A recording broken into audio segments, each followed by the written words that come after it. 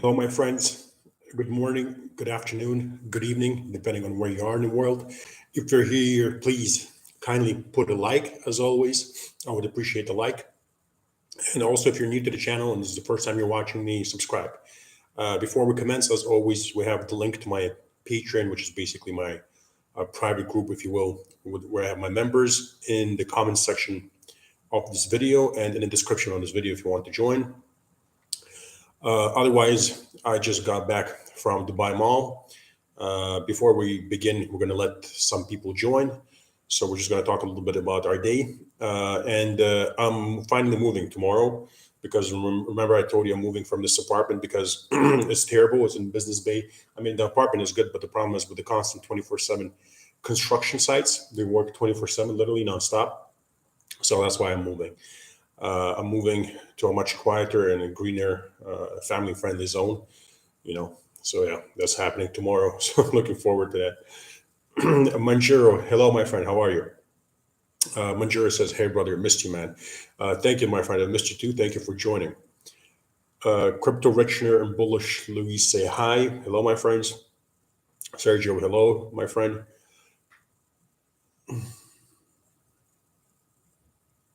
Carlos Lozana, did I understand right? Will you not take any profits on the way up? Carlos, I'm not sure. Okay, you're referring to XRP. No, my friend, you did not understand me right. I will take profits on the way up, and I will set trailing stop losses.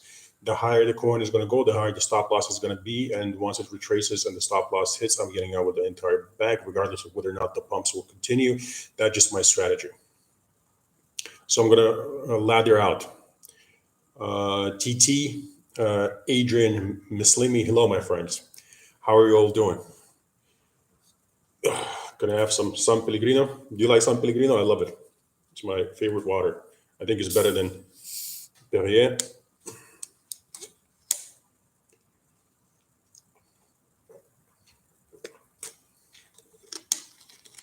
Oh, that was good.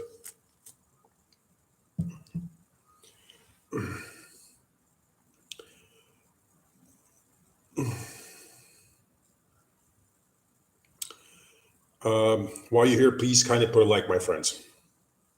Thank you very much.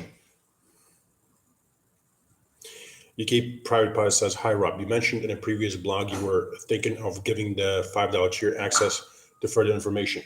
Give me a sec, guys. My puppy went to the loo and he's not going to come down until I give him something to eat. So just a sec. Here you go. That's a good boy. That's a good boy. Well done. Well done. Here you go. Well done. Yep. Excuse me, my friends. So yeah, UK Private Pilot. Am I still planning this? Yeah, I'm still planning it. Although the thing is, I always have to listen to my members. A lot of them get upset when I want to make some stuff more accessible to others, understandably so, because some people pay way more. So they kind of like, they feel like it's a little bit unfair.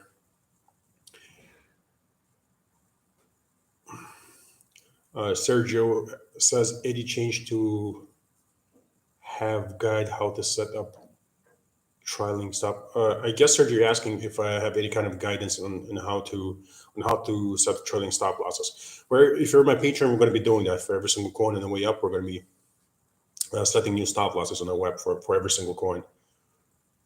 Nomad Voyage says, "Hello, Rob from sunny Dubai." Oh, Nomad, you're also in Dubai. What are you up to here?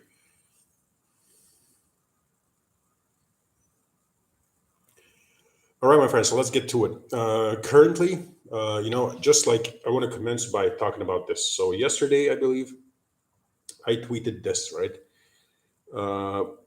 Just a second. I tweeted that Michael Arrington moved $50 million from South Korea to the United States in 3 seconds for a fee of 30 cents once. Neither BTC nor Ethereum can do this, but Ethereum pumped nearly 5,000% in the last cycle, and BTC and XRP both roughly 2,000%. So both BTC pumped 2,000% and XRP pumped 2,000%. What is my point? The point I was trying to make is diversify. Great utility doesn't equal bigger gains, right? So this is a perfect example of what I want to talk about today, right? So many people in crypto base their investment on a utility narrative because it makes them feel safe that they're investing into some kind of solid team. But if we look at utility and we look at in terms of efficiency of a coin, for example, XRP, moved in seconds $50 million for just cents. You know how it is with Bitcoin, especially when you're trying to move money to an exchange or from the exchange during congested traffic. When there's a lot of people and the traffic is heavy, it can take a whole day to move Bitcoin. Ethereum is pretty slow too, nowhere near as fast as XRP. And XRP is basically superior, right? It's much better than both of these techs, both of these coins. But that does not change the fact that XRP being much more superior to Bitcoin only pumped roughly 2,000%, while Bitcoin pumped 2,000%. And it does not change the fact that once again, a coin that's worse than XRP in terms of efficiency and what it can do, in terms of moving money and value across the world, it doesn't change the fact that Ethereum pumped 5,000% and XRP only 2,000%, right? So this is what I keep reiterating in the space, why I keep reiterating that people should diversify, because you never really know what kind of narrative is going to be happening in the next euphoria stage. Whether it's going to be like in the first cycle where we had a lot of coins popping off because basically there was utility partnerships, like some amazing team or somebody signed some kind of contract with some traditional company in the stock market, and whatnot. So we really don't know, right? What it's going to be. Is it going to be meme coins? Is it going to be AI? Is it going to be gaming? So I basically preach to diversify into everything. What's up? Is very excited today for some reason. My apologies. So yeah, and people argue that I'm incorrect, but I just proved with the math right there with Ethereum, Bitcoin, XRP comparison that utility at this point in the crypto sphere, at this point it means nothing, right? Utility does nothing. There are coins that did like 200x in the last cycle that have zero utility, and there are coins that have great utility who only did like 5 or 10x in the last cycle or the cycle before that, right? So we don't really know exactly what's going to move the coins heavily. That's why we diversify into different coins with different narratives, right? Because the way I see value in the coin is not the utility, or the team behind it. The value in the coin for me is the amount of money I can put in my pocket. So for me, the best coins are the ones that pump the hardest. You know what I mean? So if a coin pumps, let's say a meme coin pumps much harder than a utility coin, for me that meme coin is much better than a utility coin, because I'm here, buying these pump and dumps because I want to put money in my pocket. I'm not here to support, Ripple by, I don't know, constantly buying XRP or, Vitalik, by buying Ethereum. It's not about that for me, right? It's not about basically being part of the community and all that. We are here to make money. That's our number one goal, right? And in order to make money, we have to make sure that we're diversified, because I guarantee, just like in the 2 cycles, that a lot of utility coins will pump well, but I promise you that a lot of garbage coins, what you think is garbage, basically what a lot of utility driven people think is garbage, I guarantee that a lot of those coins will pump harder than the utility coins in your portfolio or my portfolio, right? Which is exactly why I have these coins in my portfolio, which is exactly why I don't fan over one coin. I don't favor one coin over another. I diversify heavily. I'm always looking for more projects to buy and keep diversifying into. And I remember back in the day when I was buying BNB below $5 and saying that's going to go to $500 and I expected 100x. Excuse me. I remember that a lot of people from different communities ridiculed me, especially XRP community, saying that it's basically a garbage coin and it's like it's an exchange coin, and that exchange are going to get hit by the SEC and whatnot. And yeah, sure, it's going to happen sooner or later, but it doesn't change the fact that I was able to lock in 100x on BNB, right? And it's not going to change the fact that some coins in our portfolio are going to go to zero in the coming euphoria stage, and some coins are not going to do very well or do well, and other coins are going to do amazingly well, right? It doesn't change. Like, I think the sooner people in the crypto space start realizing that it's not that nothing in crypto is utility based right now. It's all strict speculation, right? And feelings. Basically, we're trading feelings out there. FOMO, fear, euphoria. And as long as you master that, as long as you can kind of keep up with the sentiment and stick to the math, you're going to do well.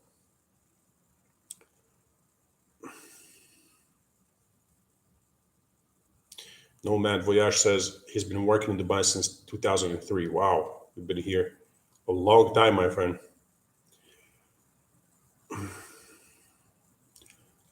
Nomad Voyage goes on to say, one of your Patreon members under Jaded Gold handle. Great content. Many thanks for your hard work.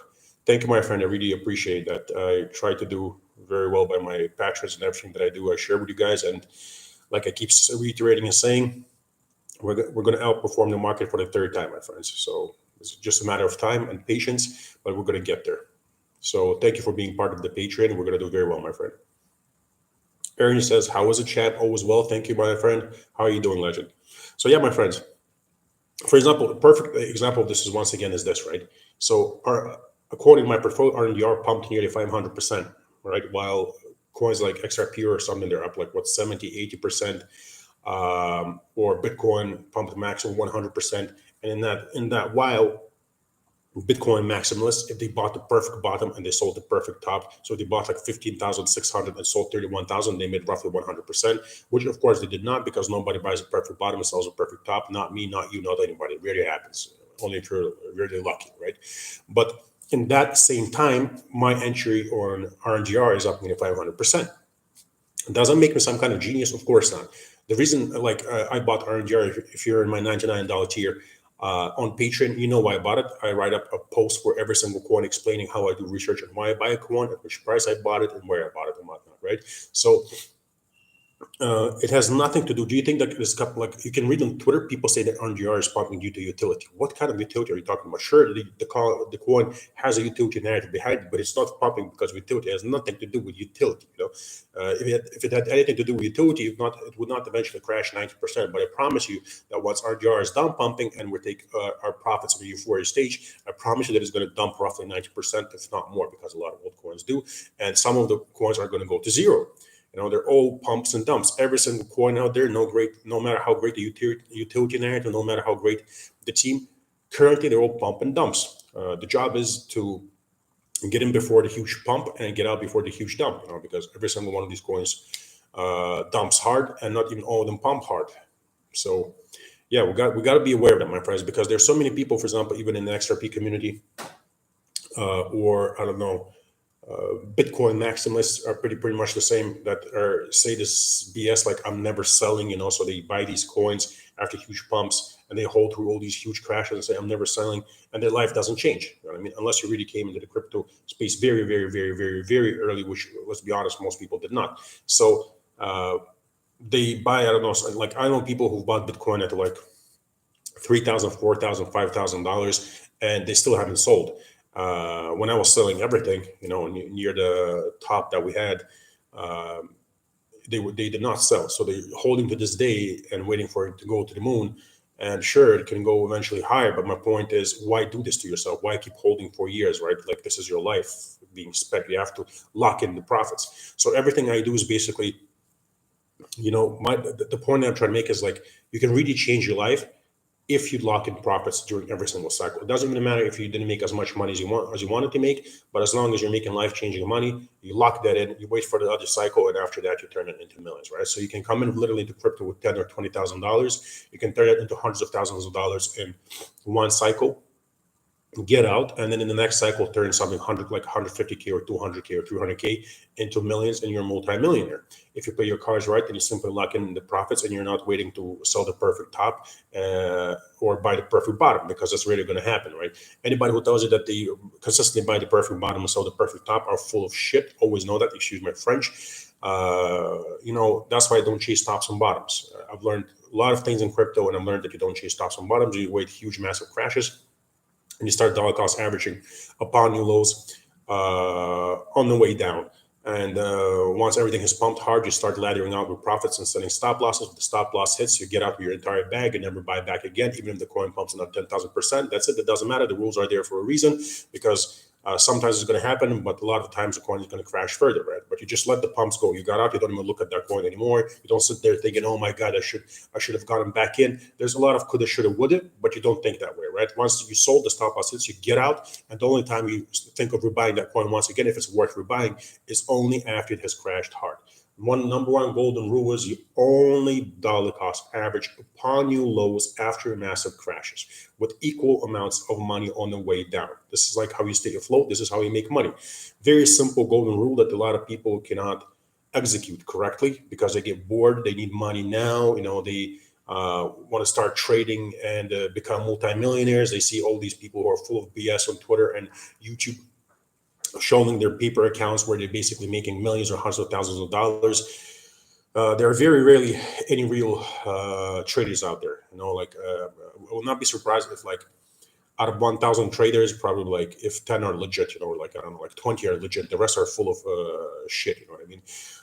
Excuse my French once again, but that's just the sad reality of it. Don't forget, if it wasn't true, right? The statistics, several surveys have shown that statistically 95% of day traders lose money and only 5% consistently succeed. And out of those 5%, like a certain percentage is not even making money, is kind of staying afloat, lose a little, make a little, lose a little, make a little. So they're kind of like on the same spot where they were. So you got to be aware of this. So statistically, obviously, you understand that, like 50 dudes out of 1,000 basically are legit, and all the others are full of shit. Do not fall for that, because most people lose money trading. Do not get in your own way. Do not start thinking that you're a great trader. A lot of mistakes that people make, especially in the bull market. Everybody seems like this great genius, because basically all you got to do in a bull market, let's be honest, right? Especially if you're trading Bitcoin, is buy every single correction, because then it bounces. So whenever it corrects like 20, 30%, people are like, I'm buying, and then it goes up. And then again, it corrects, I'm buying, and it bounces again. And people start thinking these guys are genius traders. They themselves start thinking they're genius traders.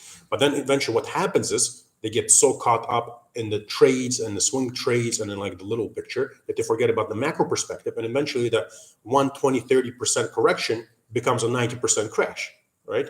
And that's where people get obliterated. There are a lot of people I can name that I'm not going to name, but who've done it already twice, who have huge followings on Twitter. One of these guys who has hundreds of thousands of followers, I have his followers reach out to me in DMs or in my replies, telling me that he basically screwed them over completely because he was trading all the time. And then, basically these trades are all now down like 90%, right? So some people probably know, good, be quiet, I'm working, be quiet. So yeah, I guess a lot of people get caught up in that. So don't get caught up in that, my friends. Don't get caught up in that. And just look at the big macro picture. Sooner or later, this is going to end. And sooner or later, the Fourier stage is going to hit and we're going to lock in profits. Come here. God, I don't know what's with him today. It's so annoying. It's just zero chill today.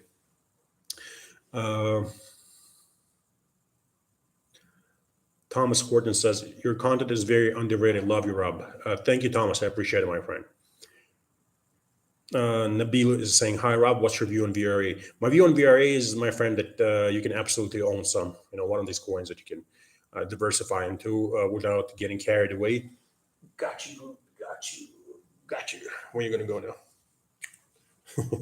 Got you, little bandit.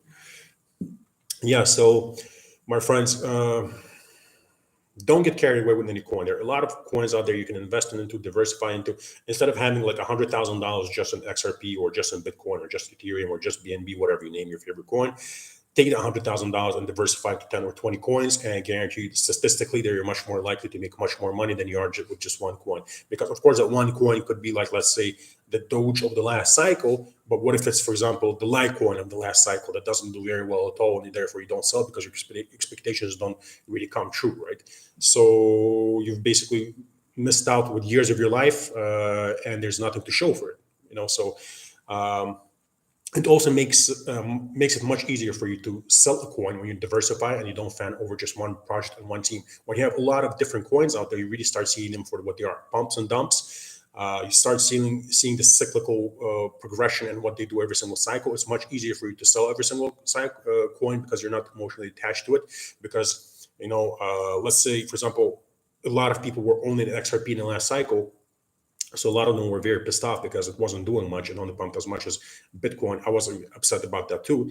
But the point is that I was heavily diversified. I had a lot of other coins that did very well. So for example, a lot of people were owning XRP and they were pissed off watching everything pump. But I wasn't, because I had my BNB that was doing 100x. I had VT that did 80x and other coins that did 20, 30, 40x, right? So diversification saved me, just so like it did in the first cycle, right? That's the point I'm trying to make.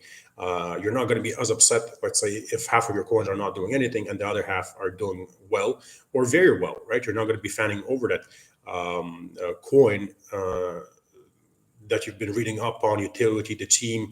Like, people get carried away with XRP so much, all the riddles, all the castles, the flip the switch, all that is like fairy tale BS for children in the kindergarten. You know what I mean? Because the coin is not doing anything, so they got to basically entertain themselves somehow and make themselves believe that they're going to pump. It's not that I'm talking badly of XRP. That's not my point. I have a lot of XRP, and I believe that it's going to move when it's time for it to move in the euphoria stage with the rest of the coins. I believe when the rest of the coins pump, it will pump well too and make us good money. The point I'm just trying to make is, guys, don't be a Bitcoin maximalist or any altcoin maximalist. Be a profit maximalist. Be a maximalist of making profits. That's our number one job.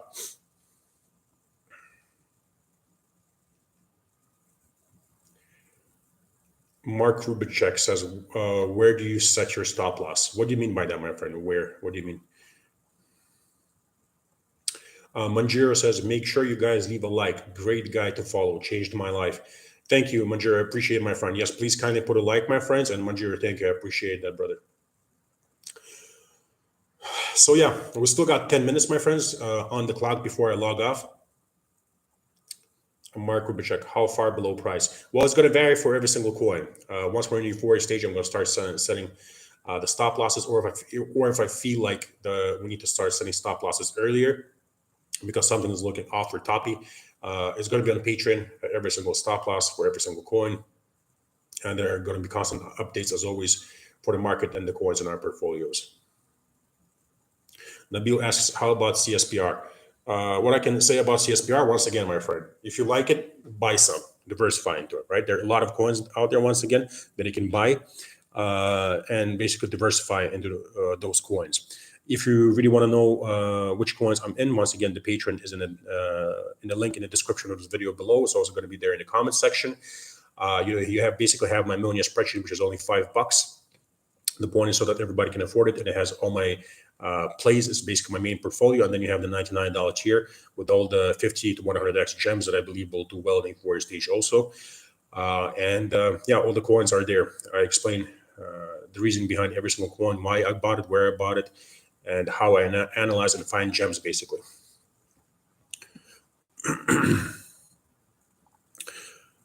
Do you have any questions, my friends, before we go? Rainy Steps. Hello, my friend. Welcome.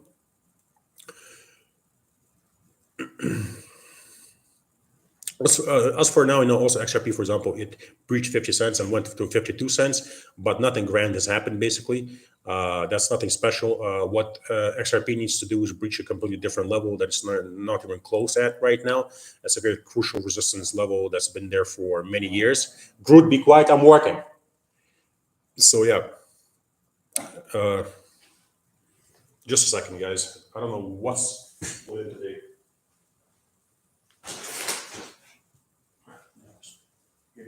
Here you go, Ricky. Here you go.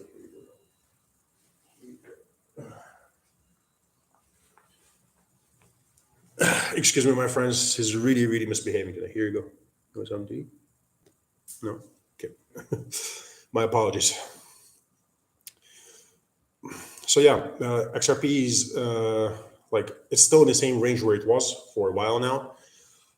Bitcoin is still in the same range where it's been for a while now.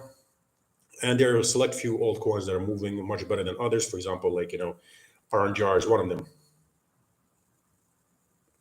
Carlos Lozano, so XRP is not off to the races yet. I don't think so. I don't really put time frames on things. I do have a lot of XRP, and I do believe it will pump. But if you look at historically, unless XRP deviates and does something different that it's never done before, historically XRP only pumps with the rest of the market. There's never been an exception where XRP pumped alone without the rest of the market. It moves when the rest of the market moves. So that's that. RR says, opinion on Decent wallet. Apparently it's very good. I haven't used it, but apparently it's very good. Excuse me. Apparently it's very good. I do have friends who use it and recommend it. People whose opinion I respect. So for now, we'll stay patient, my friends. For now, we'll stay patient. Nothing major has happened in the markets.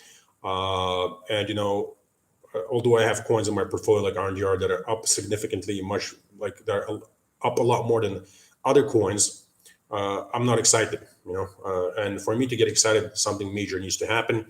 Like, the way coins pump in the euphoria phase.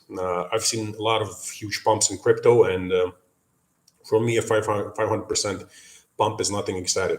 I've seen 10,000% pumps and actually lock down those profits. So, no, Nabil, the 24 coins are available in the $99 tier. The $5 tier is basically the millionaire spreadsheet, which is my main play.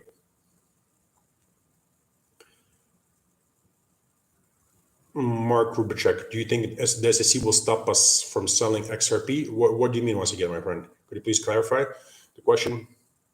I think that the SEC is going to screw over a lot of projects in the coming years, and I think that the regulatory landscape is going to look very different in the coming years. I think that thousands of projects are going to get hit. I think that they're going to hurt crypto badly, but once it's restructured, I don't think crypto is going anywhere. I think crypto is going to stay around. But regs are going to change a lot, definitely. I believe that with time, the market is going to become boring, a lot more like the traditional markets, like the stock market. The profits are going to be smaller, it's going to be less volatile, it's going to take a lot more time for the market to pump. Basically, just like stocks, it's going to be regulated. There are going to be hours on how you trade and invest, and a lot of different rules that we can't even think of right now. So once again, a great reason why we need to diversify into different projects, because we don't know what the SEC is going to come after. It might come after our exchange tokens. It might come after, I don't know, AI. It might come after like it came after XRP. It might come after, I don't know, Bitcoin now or Ethereum. You never know, basically, right? You really don't know what they're going to come after. So that's one of the main reasons why we diversify, because a lot of things are going to happen in the future that we can't even think of right now, that we can't even fathom right now. So many few narratives are going to hit, and so many things are going to happen that we can't even anticipate, and we have to be ready for that.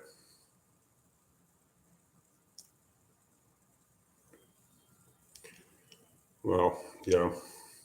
All right, my friends, it's been 27 minutes. If you're here, please kindly put a like. I would appreciate the like on the video. And if you're watching me for the first time, don't forget to subscribe to the channel. And as always, the link to my Patreon is in the description of this video. It's going to be in the comment section if you want to join. I really appreciate your time. Thank you for coming here and taking your time to talk to me. Sending you lots of love, my friends. Bye-bye, and have an amazing day.